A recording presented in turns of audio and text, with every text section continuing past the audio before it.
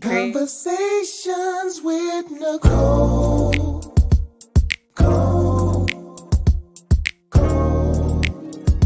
Conversations with Nicole. Let's talk about it.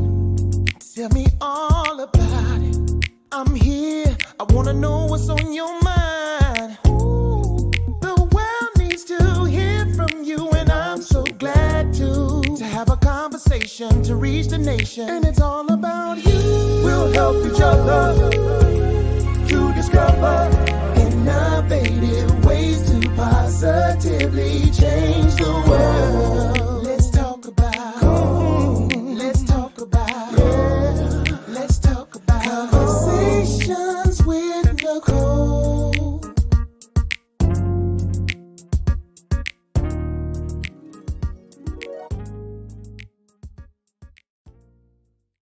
All righty. Welcome to Conversations with Nicole. I am Nicole Everett, your host, and I see some people in the comments. Woohoo! All right. So thank y'all for bearing with me. A little technical difficulty just now. But anyway, Conversations with Nicole is focused on connecting the community through conversation. And this is Wellness Wednesday. My guest is Ebony Joyce, a career coach. So if y'all will, in the comments, let me know where you're tuning in from. I see my cousin Denise from Texas saying good evening. My cuz, I appreciate you. Listen, technology will always let you down when you most need it, right? All right, but that's okay. We are still rolling. My sister Shayla, thank you for being here. And Alonza right here in Tallahassee, he says we're back. Yes, Lenitra is back. Thank you for being here, my sister. I appreciate you.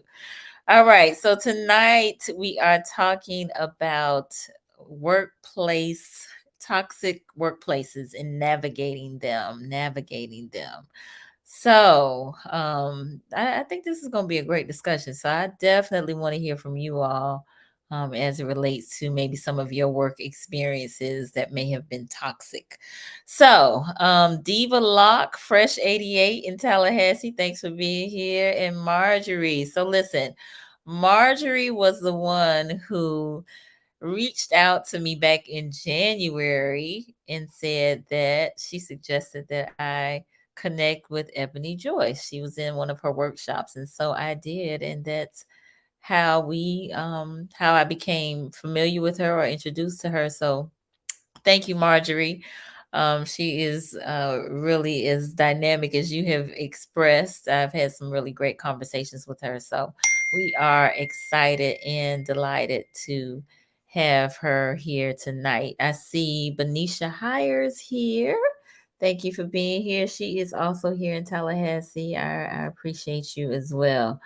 All right. So give me a moment because Ebony is now having a little technical difficulty.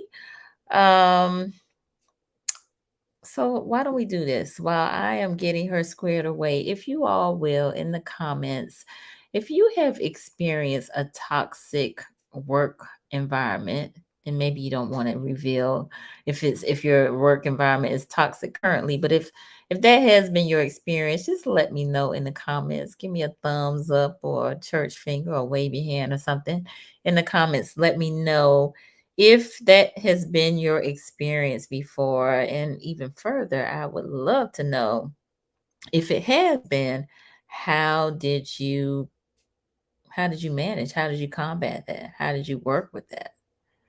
All right, I'm trying to get Miss Ebony squared away. All right, Diva Lock said she has. All right.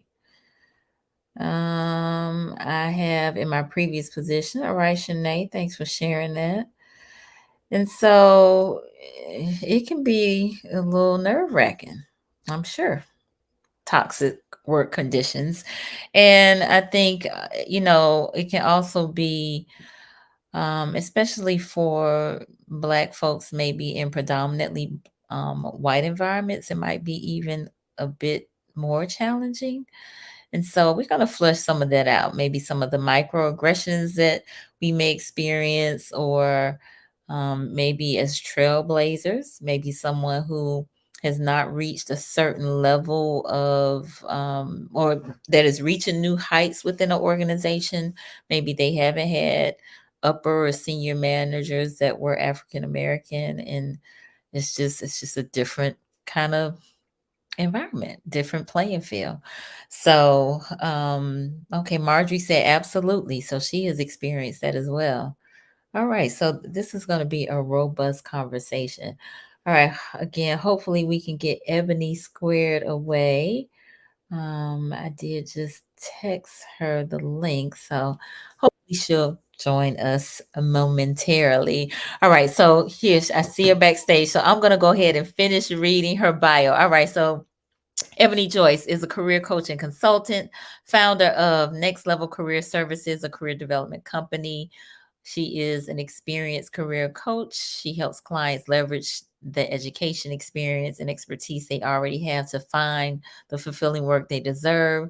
She has worked as a career coach, offering training sessions, workshops, and HR outsourcing services for organizations. And she's also a public speaker, college instructor, and a corporate consultant. She founded NLCS in 2017 to empower emerging and mid level corporate professionals as they navigate career transitions, and has worked with over 300 clients to date and has helped hardworking professionals earn millions of dollars in salary increases and bonuses. She has a 12-week signature coaching program, her Career Clarity Accelerator, which routinely receives five-figure salary increases just by leveraging the skills that the folks already have. So she is here to assist us and to get this conversation going today. So y'all help me welcome Miss Ebony Joyce. Yay! I love it. I'm gonna take you on the road with me. I'll be your hype girl. Please, please. Thank you. You're welcome. My pleasure. So folks are chiming in saying hi, hello. Hello. Hi, Whitney. Yes, welcome. Hi, Doris. Yes, Hi, so Denise. we are all glad to see you. Yes, yes, yes. So tell the people. We talked a little bit about what you do, but we want to know a little bit more about who you are. So who is Ebony Joyce? Not what do you do, but who are you?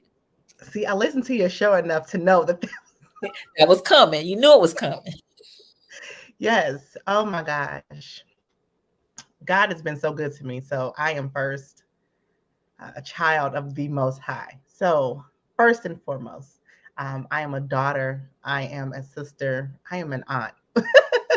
That one probably is. Oh my gosh, that one keeps me going, keeps me busy. I am a friend.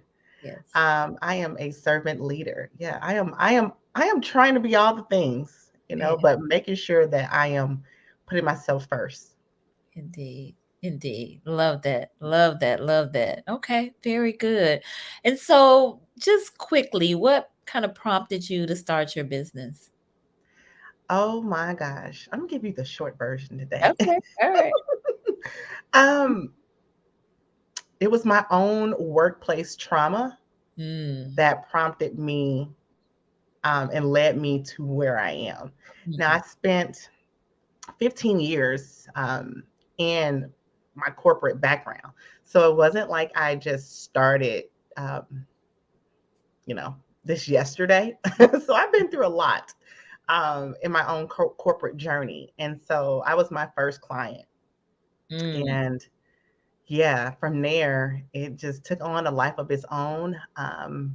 People, and you and I have talked about this, people see you when you don't even recognize and know that they see you. And so people saw me doing things. They saw me, leaving jobs. They assumed that I was like, oh, she's doing the thing out here, mhm. but not really knowing that, oh yeah, I may be doing the thing, but I'm going home and I am stressed out, so I make it look good. Yeah. But through that, people would come to me and say, "Hey, can you help me? I know that you've just, you're climbing the corporate ladder, so to speak. I need assistance with that." And so it really started with my friends and my family, and then Mhm. it led to where I am today, and I am grateful. Nice, nice, nice, nice. Okay, very good. All right. Well, we are going to jump right in. Now, we spend a lot of time at work, right? Yes, we do. Mm-hmm. And so, we ideally would like our workplace to be a place where we can add value and contribute to the organization that we are working for and do that peaceably, right? And, get along with our coworkers and supervisors and things of that nature. But sometimes, yeah, The devil is busy. yeah, not so much. It can be toxic. So Oh yeah. tell us how you would define a toxic work environment or toxic work. Yeah. So I would define, just to keep it simple, I would say that it is a work environment that is either negative and or unproductive, right? Mm, okay. So just the to keep it simple. So if Okay. you're wondering, just ask yourself, is it negative? Am I being unproductive because of some other traits, right? And we can talk about some of what those other traits may be. Okay. All right. So while we were transitioning, I asked if folks had been involved or been in a toxic work environment. And a few people did, you know, raise their hand and said yes, maybe in a previous position, that sort of thing. And so is it possible for us to be working in a toxic work environment and not realize it?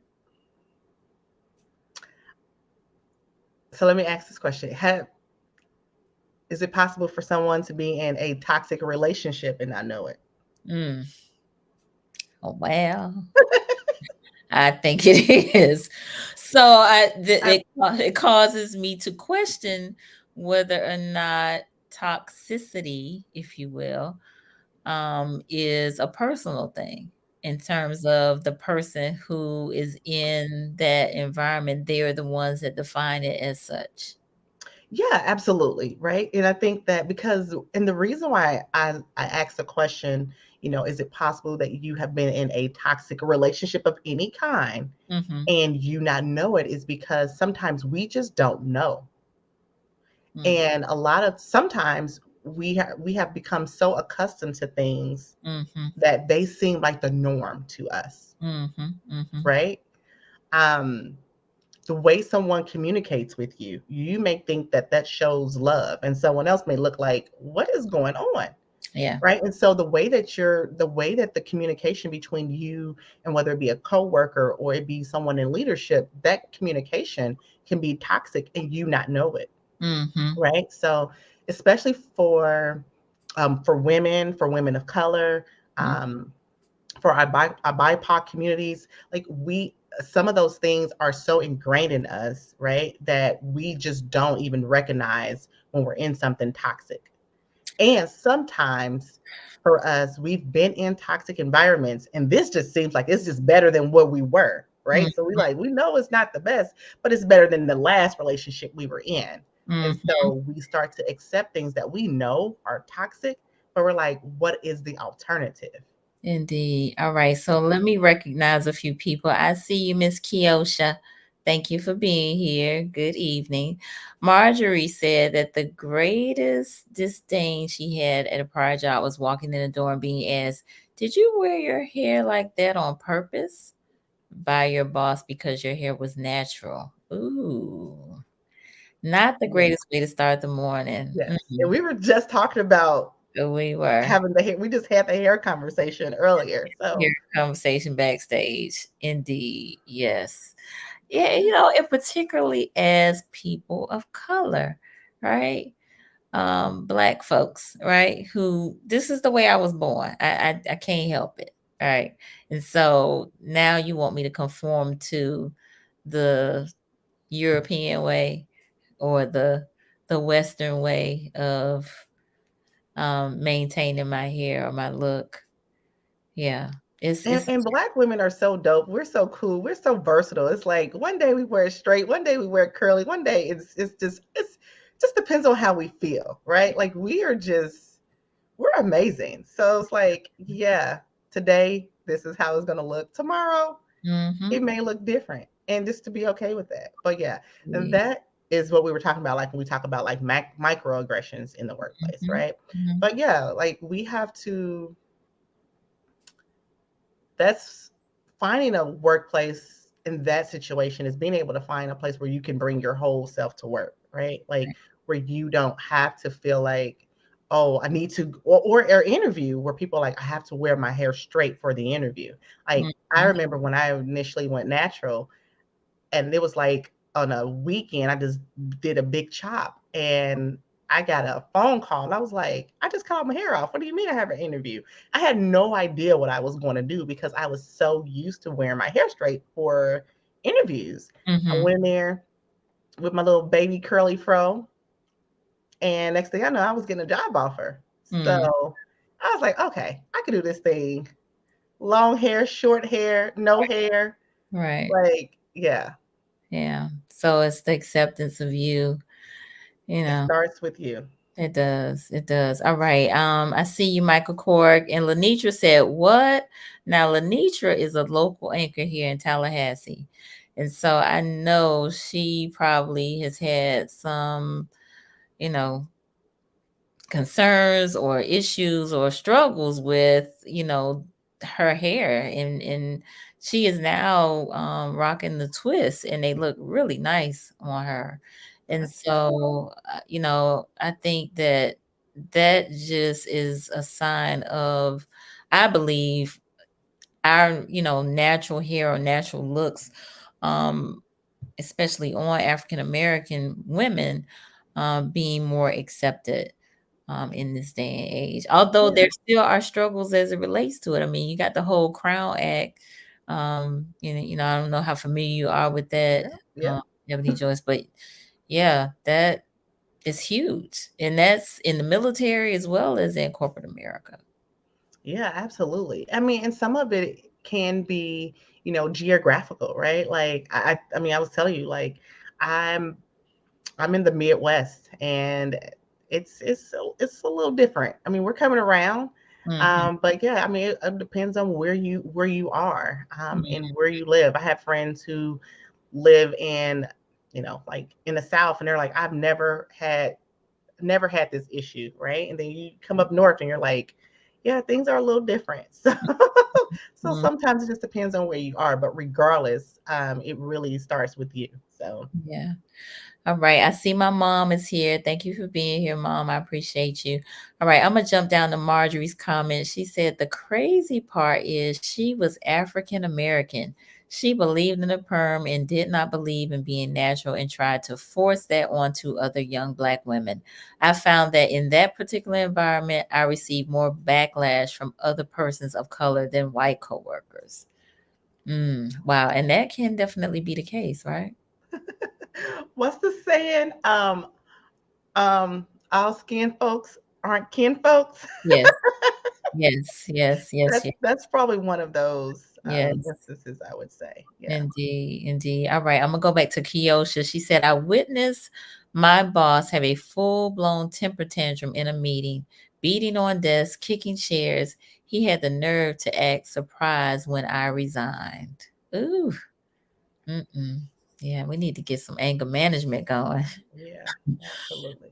All right. Ishmael said, hey, Ish, thanks for being here. He said, yes, it's possible and not know it. It could be early in the relationship, or I'm not sure what that is, has not been focused on you. So I think he was responding to the question about whether or not you could be in a toxic work environment and not recognize it. Mm-hmm. Mm-hmm. And then Fayon said, developing normalized toxicity is a real trauma response. Absolutely, 100%. Let's see. So we had Shalita on. She said remaining private with your personal political life leaves people wondering how to figure you out. This keeps me out of the toxic mess at work. So we got to pause there because I tell you, I think religion and politics, those are huge ones. And people really can become aggressive, or I don't know. It just can lead to some not so good situations, right? Absolutely. You express Absolutely. your political views or your religious views, or like she's saying, she doesn't even get involved in talking about her personal life. But you know how it is around the water cooler, people talking about their weekend or what their daughter or son did or their husband or their wife or what have you. And yeah. Yeah, I mean, I can for sure say that. I mean, I've worked plenty of places that I didn't bring photos in. Like Mm, people knew nothing about me personally, except the people I wanted to, right? But it still made for a toxic work environment just because of the leadership or because of um, the lack of diversity, the lack of equity and inclusion in the workplace. So a lot of how we define toxic work environments is going to depend on us. So for me, like being the only person of color in particular work environments was toxic for me. Like mm, it made me feel a particular way. So sometimes, yes, keeping political and personal views out of the workplace can help. But what define what a toxic work environment is for you? yeah. No, that's good. So Kiosha said she has a workplace rule not to share her opinion on three things: religion, politics, and sex. I think that's a good rule. I think that's a good rule. And Fayon said aggressive is an appropriate term. Yeah, it can get, especially like if you're talking politics around election time, man, if their candidate doesn't win, boy, it's just not gonna be a good day at the office for I them. I agree. I think that one thing that I noticed during certain elections is that you get to see other people for who they are, Mm, right? And so you may have, you know, a relationship. Maybe you all, when we were in office, like maybe you went to lunch with this person or whatever the case may be. But then come the election, like you find out things about people. And you're like, oh, okay, I didn't know that about people. So it is a way to definitely be mindful of the other people you work around. So even if you're not sharing your views, listen to how other people share their views on certain things. And again, those things can play a part in what you consider to be a toxic work environment. mm-hmm.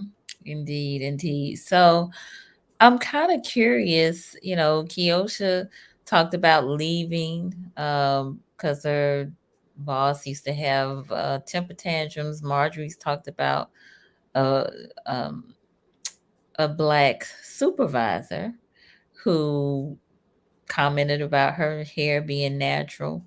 And did she mean to wear her hairs like that to work? She really believed in perms and that straight look for Mhm. African American women. And so, again, these are just some examples. We also talked about, people talking about religion and politics, but, you know, perhaps there are some kind of underlying activities that go on again that we may not recognize as toxicity, but it's really maybe causing us to not really authentically be ourselves. Now, mind you, I know, when you're working within organizations, there's something called organizational behavior, right? And so the organization in and of itself has its own norms and values and mission and vision and that sort of thing. But is there room for, authenticity within the organization such that you can be comfortable to be yourself? Yeah, so this is where investigating workplaces and like in the interviewing process really come into play, and Mhm, making sure that you're asking questions around those things that really matter and that are important to you.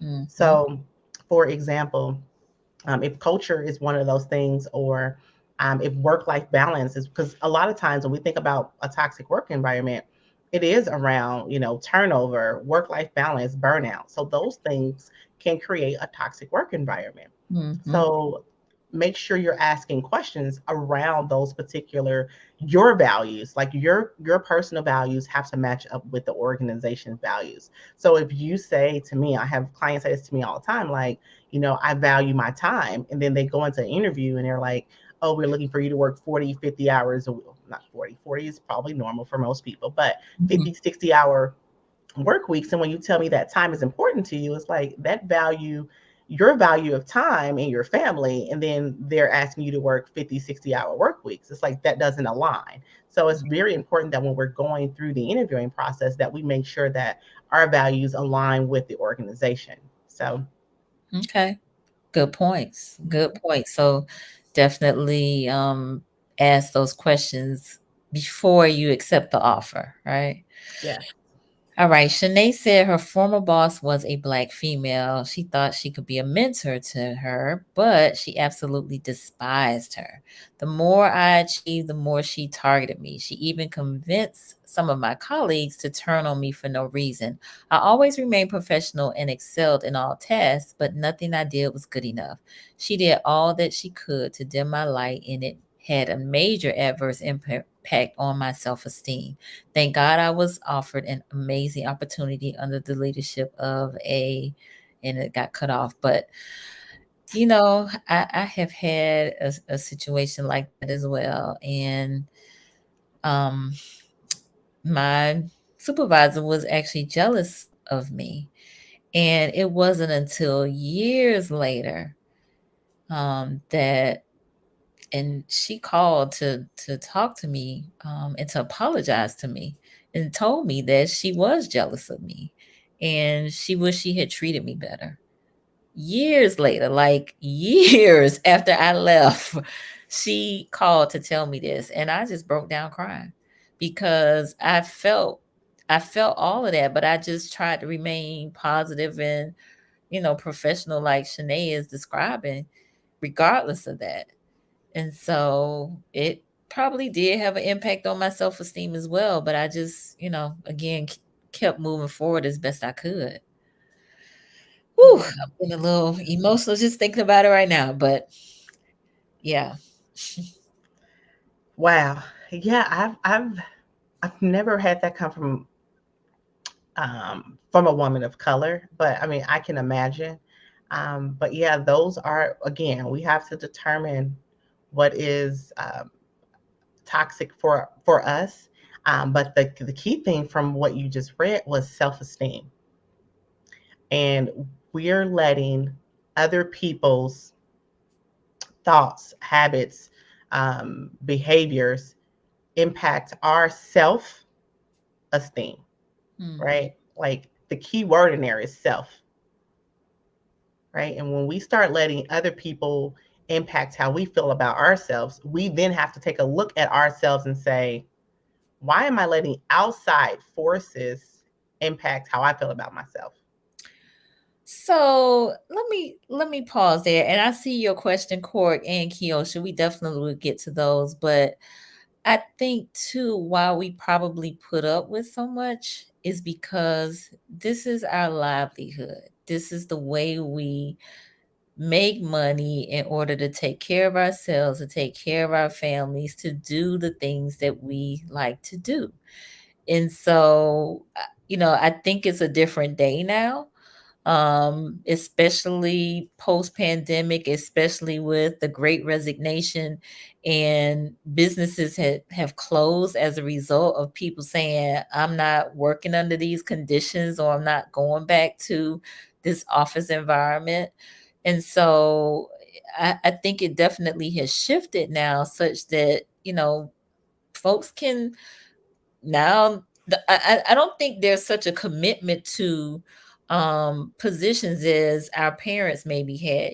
People stayed on jobs for 30, 40 years, and retired. But now, folks switch jobs every 3 to 4 years, and it's like no big deal, or even less than that. It used to be, and I'm sure you can probably attest to this, Ebony, that if you were if there was a gap in employment, or you were shifting jobs every year or two, they're looking at you like, what's wrong with you? Why can't you stay somewhere? You unstable. And so it is definitely, as Kiosha's saying, a different day. People are no longer sticking around, and they refuse to be mistreated. I think this younger generation, they are not having it. Yeah, I agree. And my dad, hey dad, Hey, he Dad. worked for the same company for 38 years. Like it Mm, was the only place he's ever worked. I mean, he retired at a fairly young age. He retired at 55. Um, and yes, and so every time I made a jump, I felt like his heart just stopped. Like, what are you doing? mhm. But I just made a decision early in my career that because I saw what he had to do, that I Yeah. was not going to do that. Mhm. And so I had a lot of, I had to kiss a lot of frogs. Yeah. And I was okay with it. It doesn't even bother me. Like I've stayed somewhere for 6 months, I've stayed somewhere for 3 months, I've stayed somewhere for 5 years. I've had those things happen, but they have all taught me something. And it didn't bother me when people would say, "Oh my God, you found another job?" I'm like, pretty Mm. good at it actually. And then that led me here, right? But I never wanted to stay somewhere that I didn't feel appreciated. Yeah.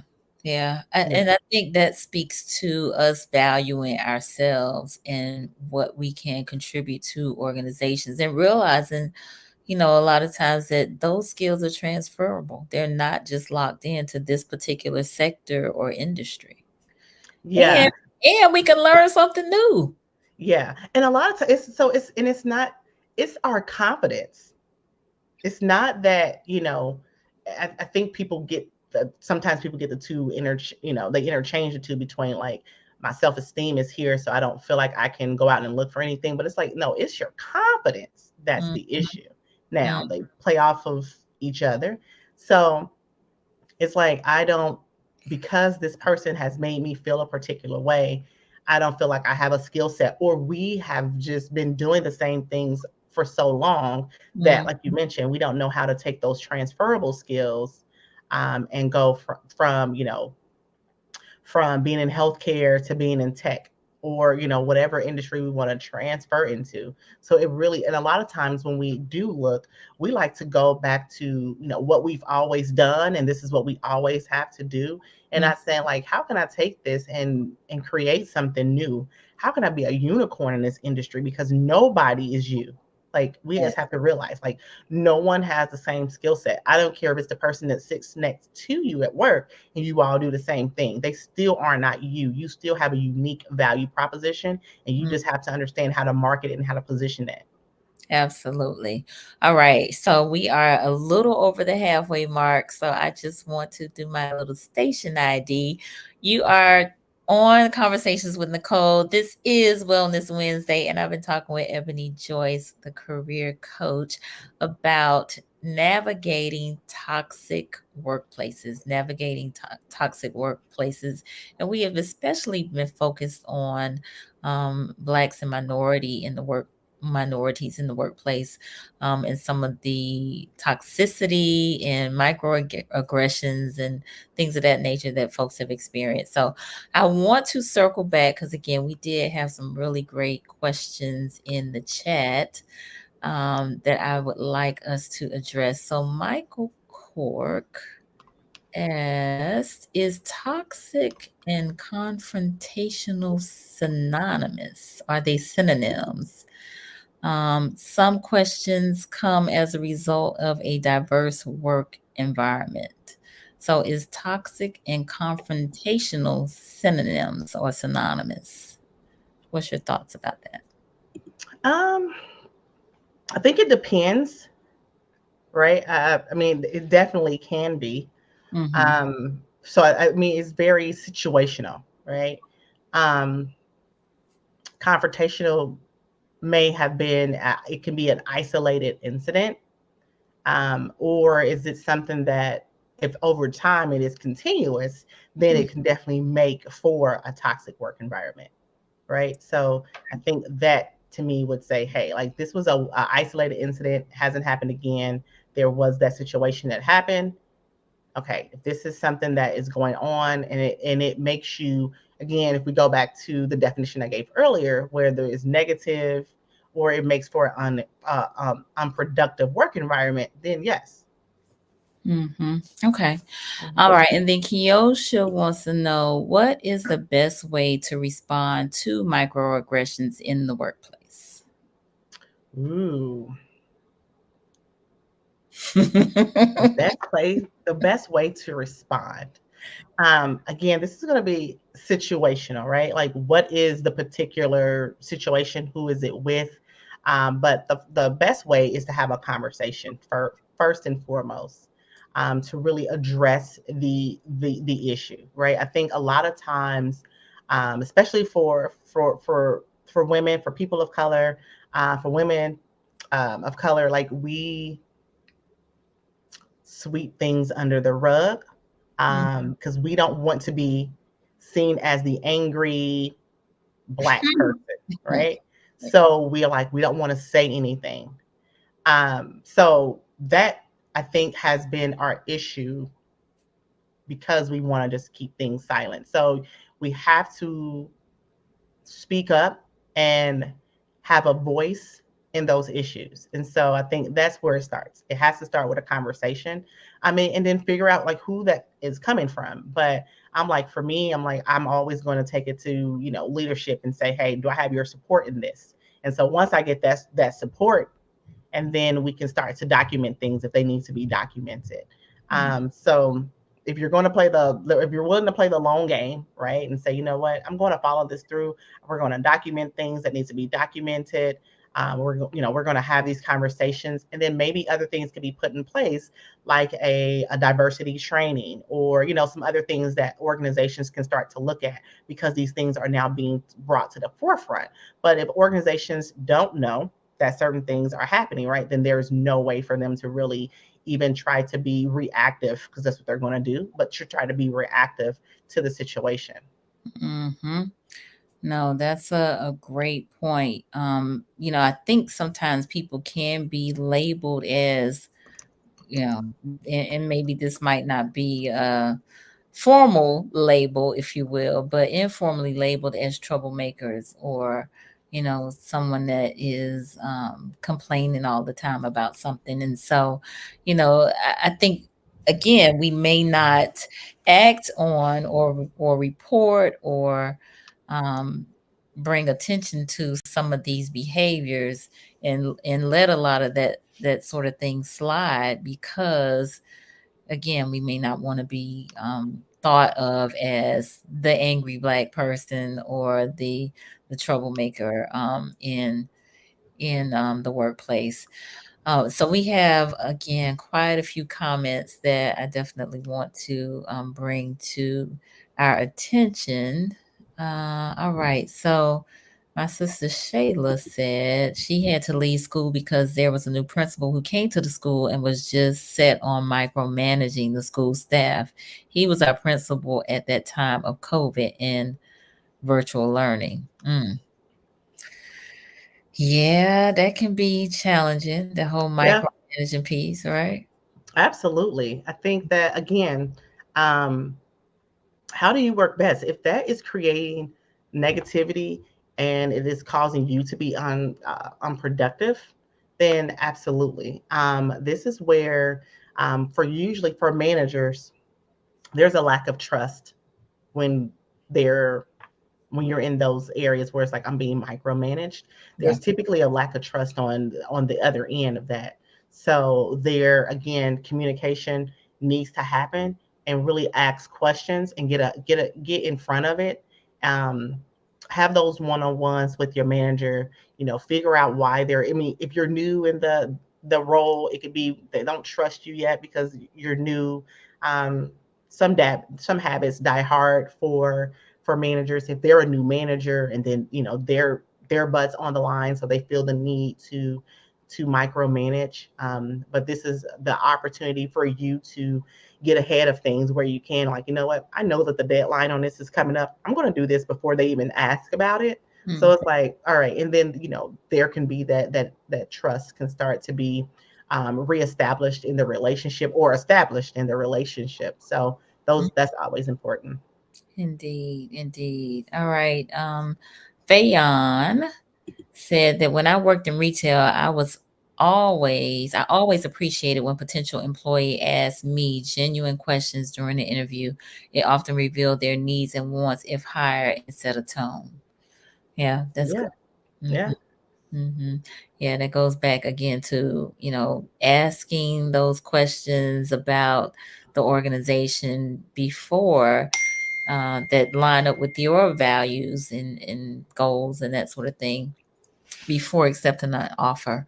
Because Cynthia, who is my family freshman sister, she said, I have to understand where people are mentally, socially in order to better understand how to work with or interact with them. Absolutely. Yeah. yeah, absolutely. Yeah. I think it definitely does get flushed out, over time and interacting, but yeah, it makes a difference. I think though sometimes people can confuse the need to know people on those level as being friends, right? And so, you know, you might have work friends that talk with on a more personal level at work that they aren't necessarily friends of yours outside of work. But, having those boundaries, drawing those lines, how important is that in the workplace? You have to be very selective. It's funny because I'm laughing because I remember as a kid I would like ask my mom if like all these kids can come over, and my mother was like, "Girl, leave them kids at school." And so, and I think about that all the time, even at work. Leave them people at work. It just cracks me up.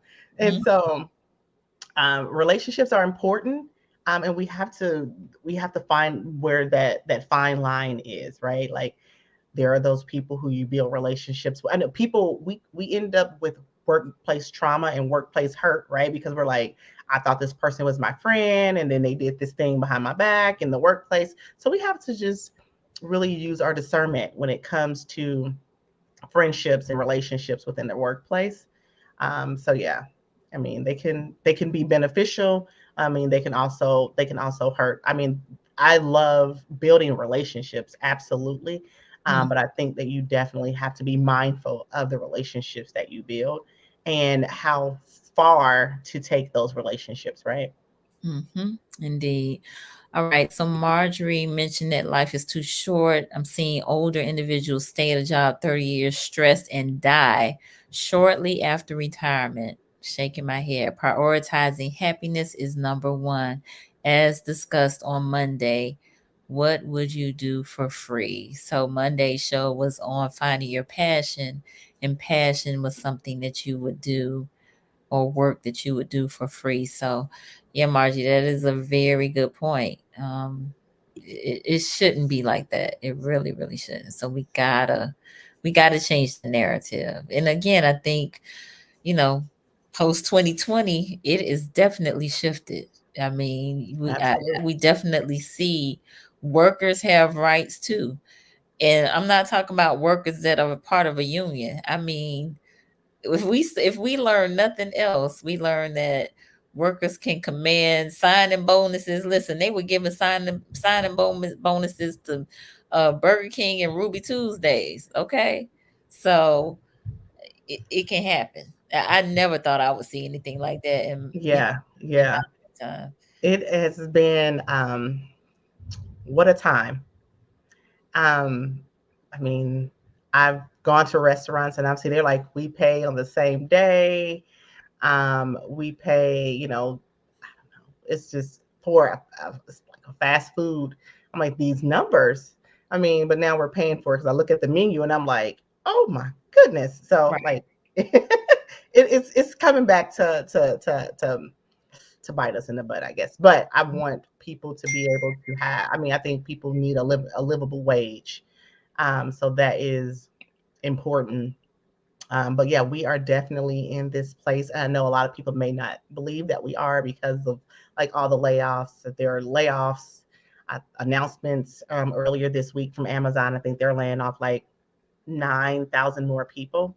But there is still a place in the workforce and workplace for you if you want there to be.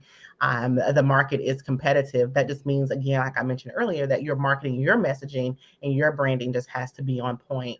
But there is still those opportunities. There is also those opportunities for those individuals who are like, I'm in the right place, I'm in the right organization, I'm just not in the right role, or I want that promotion. This is also an opportunity now because organizations are trying to lean out. You may be doing more work. So this is an opportunity for you to really figure out how do you move up into the next level in the organization internally, or how do you get that raise or that promotion. So you don't necessarily have to move out, but you can move up. So those Mm, are some things for people to consider now. indeed, indeed. Beverly said that culturally, uh-oh, many of us are taught to do our jobs and go home, meaning keep a professional at work and leave your personal business at home. It takes some time. Lenitra said she has to remind herself often that I can't get close to everyone at work. I'm a very personal and transparent person, but there are some people I have to pause and say, wait, this may be someone I shouldn't fully trust. Absolutely. You have to use your own judgment. Mm, Now this is a thing that for us culturally has had an impact on us, right? So like for a lot of us, we say we're just going to do our job and go home.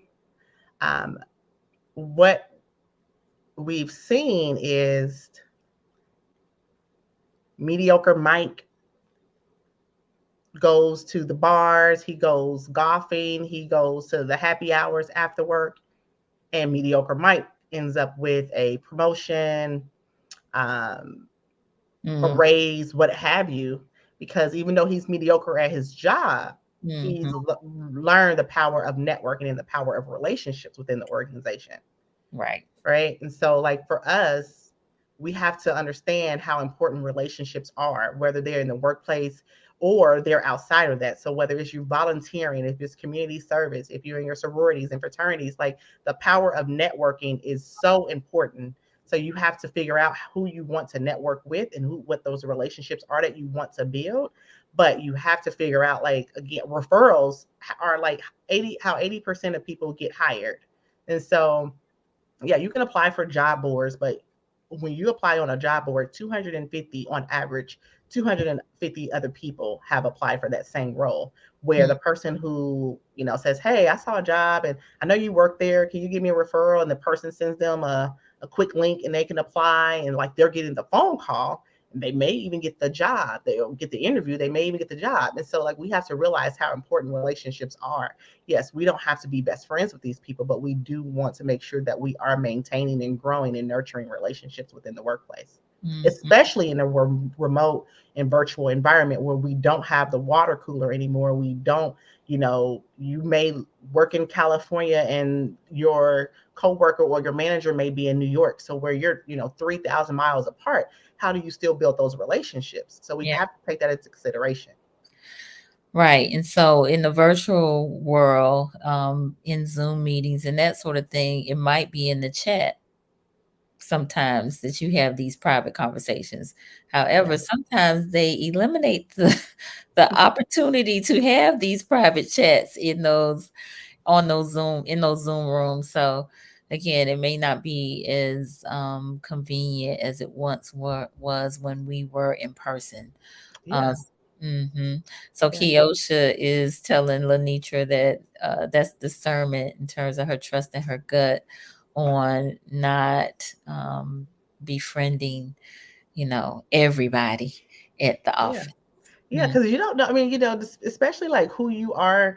um, in the workplace, like you don't know, somebody may want your job. Like you're like, oh my goodness, you just never know. But you just have to be mindful. We Mhm. just don't know. Yep. But going back to your comment regarding like virtual, like I'll just add to like how do you build relationships in the virtual workplace? It is for those people who are on those Zoom meetings, take the time out to reach out to them and say, hey, let's just have a one-on-one coffee chat.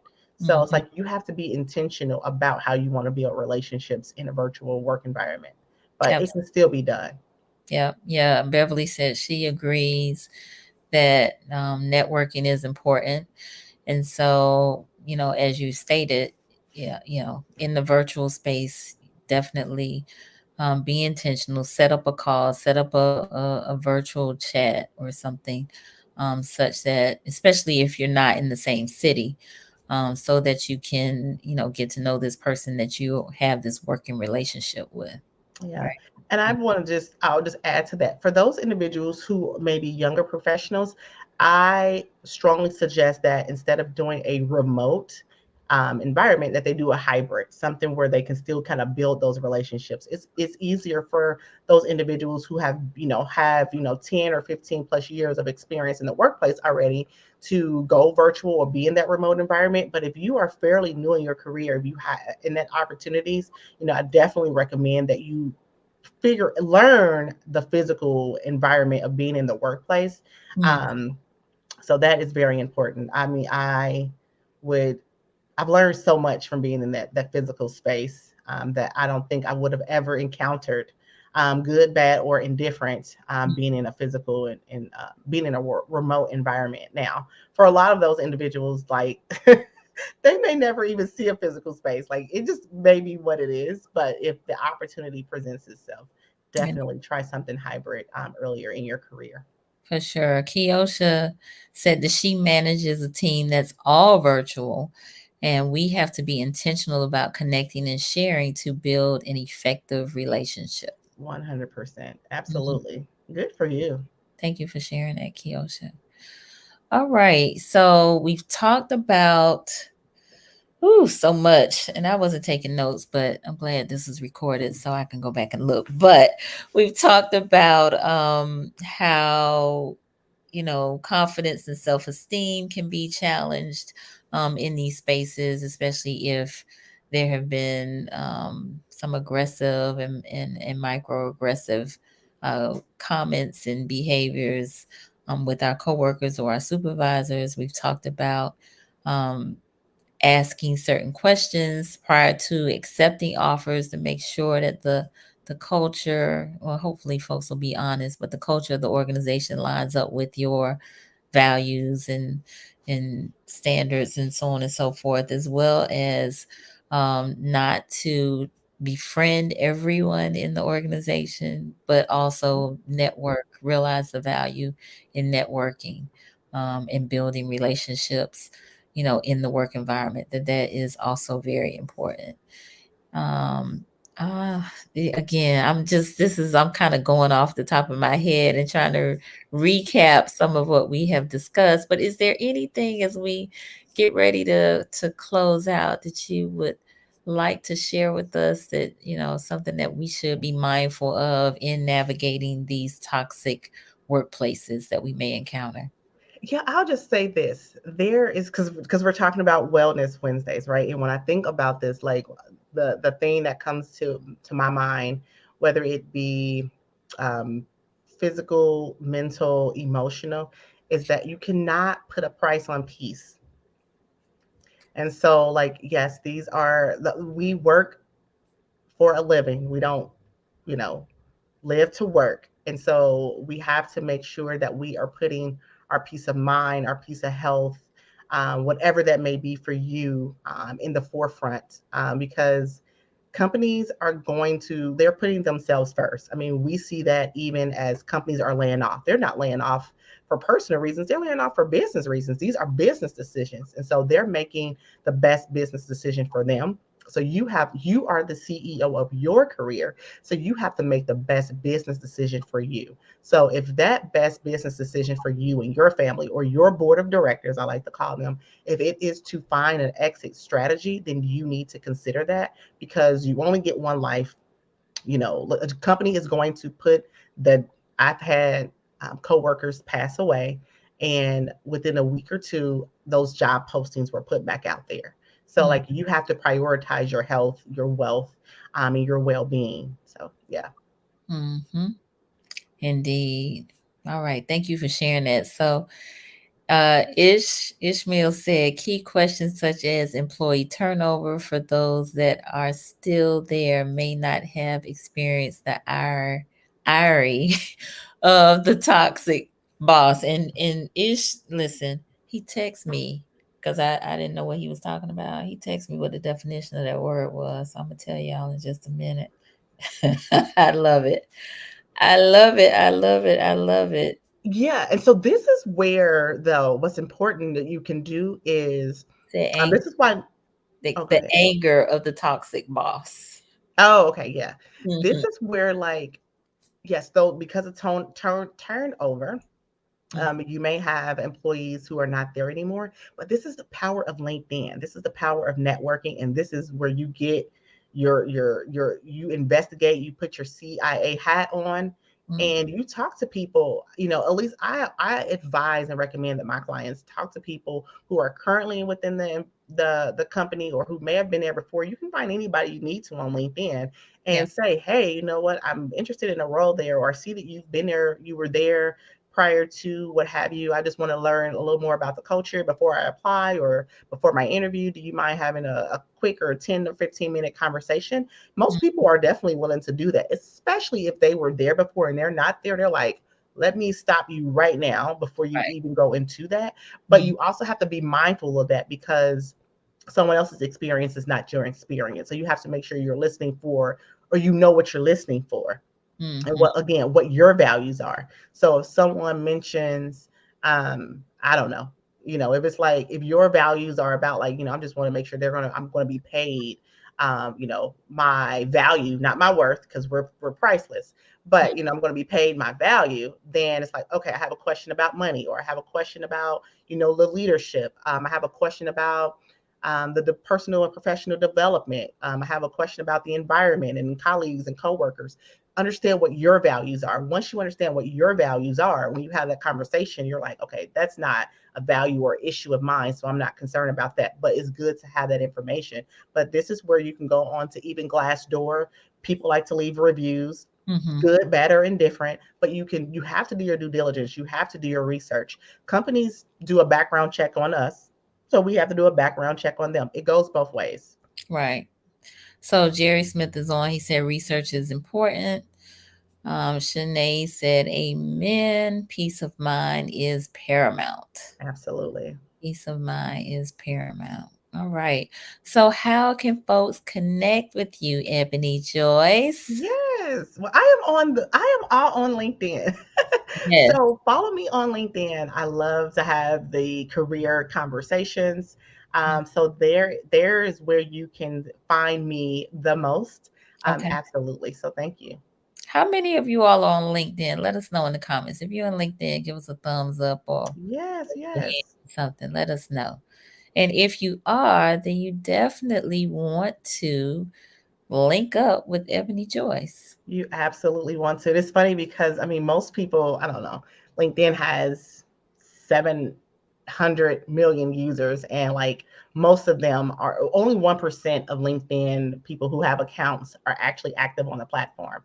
Hmm. So I definitely say, start to get active on the platform. People say, I don't know what to talk about. I don't know what to do. Just respond to someone's comment, like something, figure out, for those of us who are in, like, you want to be in a leadership role, you want to be, in a management role, you want to, maybe you are a business owner, whatever it may be, become a thought leader and, like, share your perspective on the platform. Hmm. No, that's a great comment. Shanae has her hand raised, so she's on LinkedIn. So Shanae, connect with Ebony Joyce. I think Let's connect. Marjorie was doing some and that may have been how she connected with you, because she said, "Love this, don't be a stranger, come back, please." Marjorie was how I connected with you, but Oh, awesome. yes. So, yeah, definitely follow her, and you also do a 12-week course, correct? I do. It is the Career Clarity Accelerator. So I help those individuals who are like, "Hey, I know I want to do something else. I just don't know what that something else is." I help them figure out what that is and then land those roles over the course of that 12-week period. So we are out here getting new jobs, getting new salaries, getting new peace of mind, whatever that may be. But yes, I do work with individuals privately, one-on-one, to achieve those career goals. I love it. It sounds like it lines right up with my theme for 2023, which is know thyself, know thyself. And so that includes your career goals and aspirations and desires. All right. So Absolutely. maybe you were working in a career that now you want to switch to something else, and Ebony Joyce can help you identify what that might be and help you get connected with those particular jobs. So definitely check her out. All right. Well, this has been great. Okay, I see Ishmael said on LinkedIn we'll connect. Thank you, All Ish. right. All right, appreciate you. This has been great information, great dialogue. If you all have benefited from this, let us know in the comments. I know Yes, Marjorie, yes. yes, has said, love this, don't be a stranger. But if you have benefited from this conversation, let us know. And also, I want to encourage you to keep this conversation going. Tag a friend that you think may find this to be helpful. Maybe they have had a toxic workplace experience. Maybe they have had some adverse experiences that have attacked their self-esteem, their self-confidence. You know, l- recommend this to them, that they replay this, and listen to some of the things that we have mentioned, and connect with Ebony Joyce.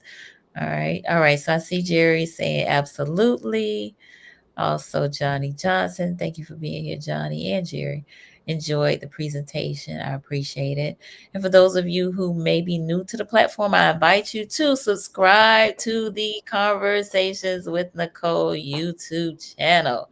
We are here every Monday and Wednesday at 8:30 p.m. Eastern, talking about mental health and wellness in Black and Brown communities, trying to encourage folks to get their checkup from the neck up and connect with a counselor today.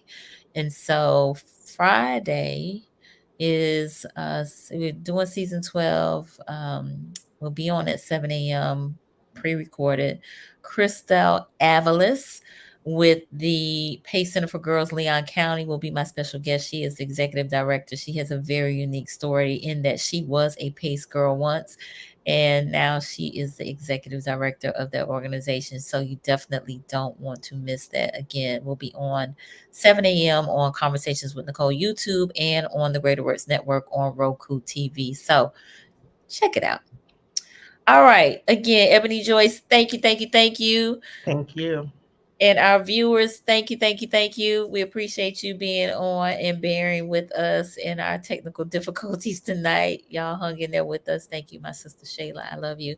And we will see y'all next time on Conversations with Nicole. Have a good week.